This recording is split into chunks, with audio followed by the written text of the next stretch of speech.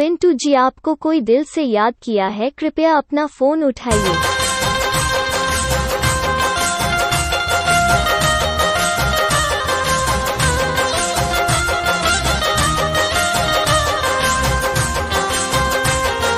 पिंटू जी, आपको कोई दिल से याद किया है, कृपया अपना फोन उठाइए।